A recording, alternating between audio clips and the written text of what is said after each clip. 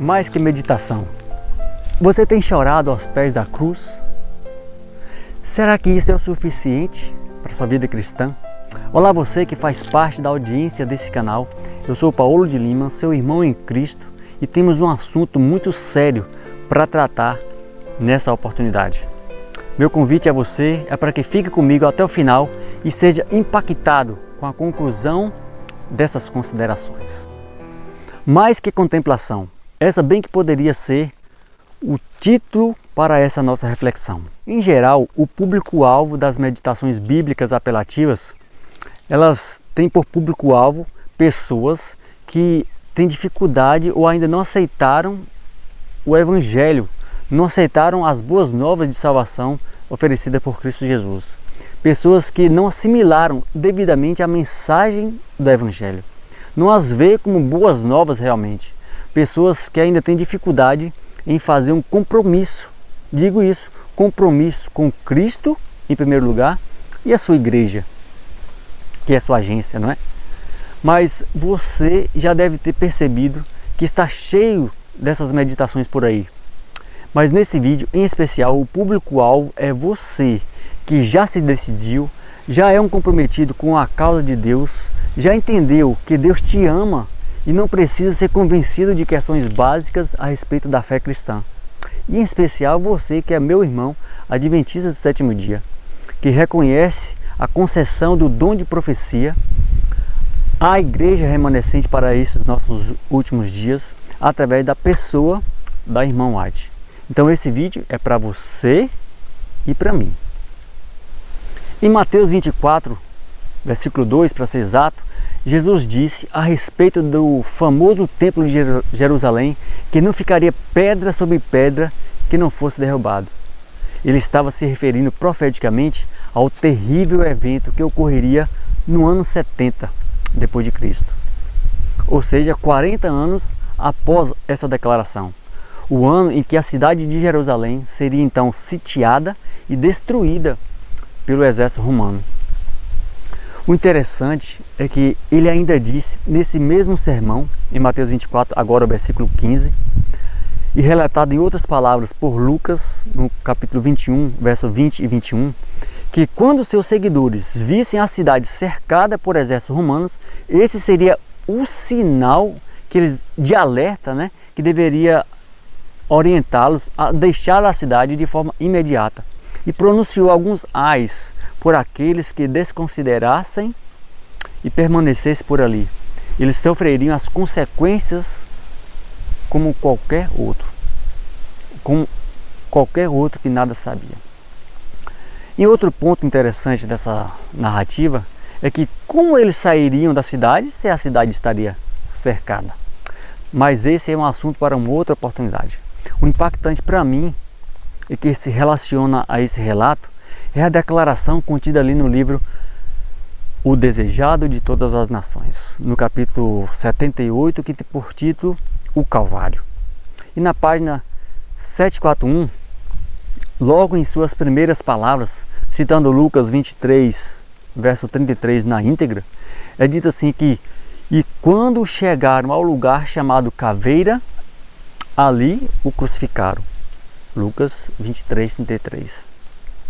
O contexto é claro e você conhece. É a crucifixão de Cristo naquela trajetória de horror até chegar o Monte Calvário.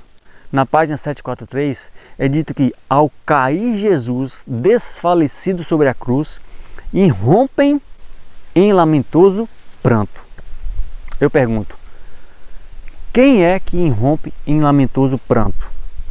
O contexto nos diz que são as mulheres que o seguiam ali naquele percurso. Mas o texto continua.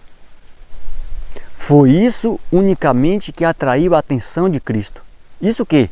O pranto das mulheres. Repito, o pranto das mulheres atraiu a atenção de Cristo. O texto diz: embora em meio a tanto sofrimento, enquanto suportava os pecados do mundo, não era indiferente à expressão de dor.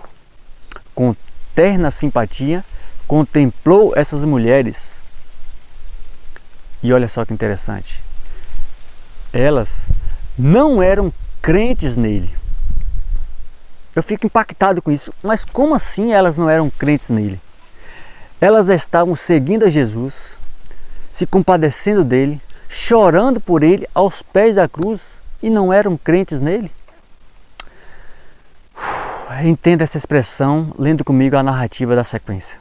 Jesus, sim, Jesus sabia, é o relato que diz, Jesus sabia que não o estavam lamentando como um enviado de Deus, mas motivadas por sentimentos. Sentimentos de piedosa sensação humana. Ele, Jesus, não lhe desprezava a simpatia, diz o texto, mas esta lhe despertou no coração outra mais profunda ainda, para com elas mesmas. Então, ele declara as solenes palavras registradas ali por Lucas, capítulo 23, versículo 28, que é dito assim, você se lembra dessa citação: Filhas de Jerusalém, disse ele, não choreis por mim, mas choreis antes por vós mesmos e por vossos filhos. Lucas 23, 28. Segue o texto do desejado. Do espetáculo que tinha diante de si, alongou Jesus o olhar ao tempo da destruição de Jerusalém, se referindo, naturalmente ali, profeticamente, ao ano 70. 40 anos dali para frente. Ano em que a cidade de Jerusalém seria então cercada e seu templo destruído. Eu encerro a citação com essa declaração que eu considero bombástica, que é dita aí na continuidade. Presta atenção, porque essa é a chave daquilo que queremos apresentar. Olha só, abre aspas, naquela terrível cena, muitas das mulheres que estavam chorando agora por ele, haveriam de perecer com seus filhos. Fecha aspas. Eu vou frisar novamente, naquela terrível cena de destruição de Jerusalém, muitas daquelas mulheres que o seguiam haveriam de perecer. Você entende? Você consegue perceber a gravidade? As mulheres que estavam chorando por Jesus ao pé da cruz pereceram no cerco romano a Jerusalém, a cidade santa. Dá para imaginar uma coisa dessa? E a conclusão que nós podemos chegar dessa citação, desse conjunto de textos, a ênfase é que estar aos pés da cruz, em estado melancólico por Jesus, não as fez ser crentes e muito menos as livrou ali da condenação daquela ocasião. Por quê? Porque não considerou a profecia e desprezou o seu profeta. Se você pensa que isso foi para o tempo passado, a continuidade dessa mesma citação pode ser surpreendente para você. Ali é dito na página 743, continuando dizendo ali, diz assim que da queda de Jerusalém passaram os pensamentos de Jesus a um mais amplo juízo. Na destruição da iminente cidade, viu ele um símbolo da final destruição a sobrevir ao mundo. Então o que eu quero dizer? Que não pense você, e eu também, que pelo fato de estarmos na igreja, a igreja remanescente dos últimos dias,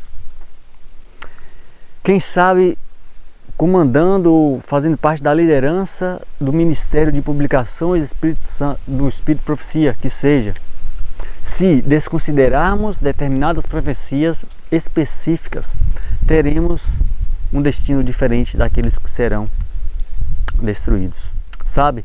Enquanto nossos almoços de encontros de liderança, por exemplo, forem regados a queijo, e você sabe do que eu estou falando, nossas sobremesas recheadas a chocolate, nossas apresentações teatrais, por mais bem intencionadas que sejam, ocupar o púlpito que é do Senhor, acredito estarmos sem a conexão devida para atentarmos para as solenes profecias para esse nosso tempo. Eu quero encerrar com a declaração agora de Paulo, também inspirada, quando ele escreve ali a sua primeira carta aos Tessalonicenses, no capítulo 5, verso 19 e 20. Texto esse que você conhece muito bem, que diz: não extingais o Espírito e não desprezeis as profecias. Você ouviu bem? Não ignore as profecias. E muito menos anule a ação do Espírito Santo na vida sua e na vida da igreja local que o Senhor lhe confiou. Que esse Espírito que tanto quer convencer você e eu da nossa condição, ele tenha a prioridade. Quer você dizer assim: Senhor, abre os meus olhos espirituais e me ajude a corresponder às expectativas que o Senhor tem para mim? Se esse for o seu desejo, louvado seja Deus pela sua decisão. O meu desejo é que Deus abençoe tremendamente o seu ministério pessoal, em nome do Senhor Jesus. E essa é a minha oração e o meu desejo para a sua vida e a vida da sua família. Deus possa te abençoar ricamente, em nome do Senhor Jesus.